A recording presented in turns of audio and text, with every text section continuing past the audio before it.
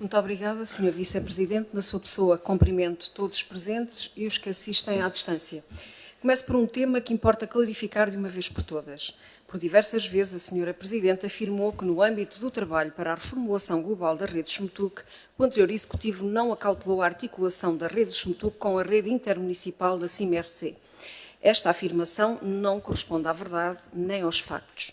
O caderno de encargos do estudo previa expressamente essa integração. Eu própria, em colaboração com o professor Álvaro Seco, participei na identificação de diferentes pontos de interface e de transbordo com vista a evitar redundâncias entre redes e potenciar a complementaridade e a otimização da rede global.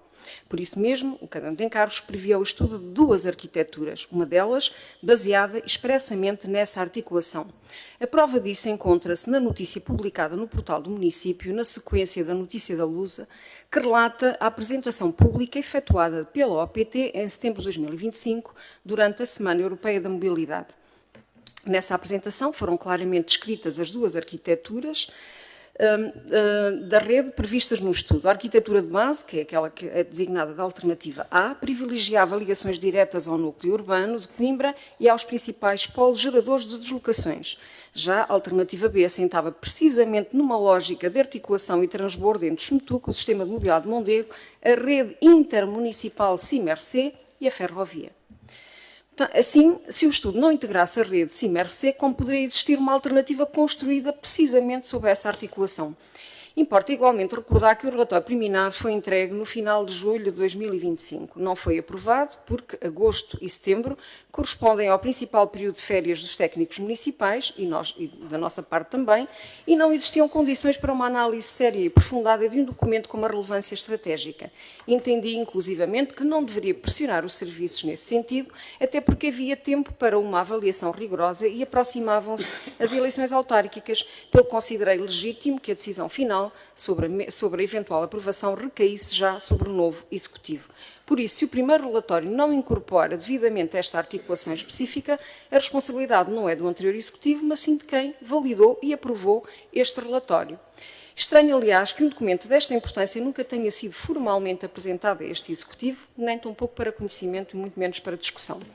Agora que o trabalho se aproxima da sua conclusão, insisto que o estudo seja trazido à Câmara Municipal, promovendo-se uma discussão pública séria, aberta e descentralizada, idealmente com sessões nas várias freguesias. Estamos a falar da maior alteração da rede de transportes públicos das últimas décadas e não de uma mera alteração de horários.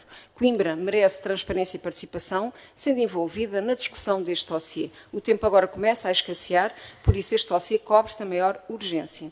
Também o Regulamento Municipal de Urbanização e Edificação, designado por RMUE, merece preocupação. Gostava de questionar a Sra. Presidente, mas como não está o Sr. Vice-Presidente, quando se pretende trazer esse dossiê a este Executivo. Trata-se de um documento fundamental para o desenvolvimento do Conselho, cuja revisão deixamos concluída e em fase de participação pública, que aliás abriu em setembro de 2025. Quantos contributos foram recebidos? Quais as principais sugestões apresentadas? Que alterações se perspectivam? Recordo que esta revisão resultou de umas boas dezenas de reuniões técnicas envolvendo múltiplas unidades orgânicas do município, com vista, em primeira instância, à sua adaptação ao novo regime jurídico da urbanização e da edificação, aprovado através do Decreto-Lei 10 de 2024, mas também uma adaptação imposta por lei e que já deveria de estar concluída. Foram simplificados procedimentos e eliminadas redundâncias e introduzidas matérias que não estavam regulamentadas, como, por exemplo, a instalação de painéis fotovoltaicos, a toponímia e a numeração de polícia. Mas a revisão tinha também uma dimensão estratégica, aumentar a competitividade de Coimbra. Foi proposta uma redução significativa das taxas urbanísticas, hoje claramente superiores às praticadas na maioria dos concelhos vizinhos. Em alguns casos, uma habitação unifamiliar de dimensão média pode suportar taxas até 20 vezes superiores às cobradas nos municípios envolventes. Foi igualmente prevista a possibilidade de redução de taxas para famílias em situação de comprovada carência económica, designadamente para a construção de habitação própria e permanente. Uma das alterações relevantes e que mereceu a rejeição linear da Sra. Presidente foi a introdução de compensações pela dispensa de lugares de estacionamento. E aqui importa falar de justiça e equidade. Atualmente, quem dispõe de espaço é obrigado a construir estacionamento público e acedê-lo ao domínio público, porém, quando o estacionamento exigido ao abrigo do PDM é dispensado por impossibilidade físico-técnica ou até por conveniência do promotor, nada lhe é exigido em troca.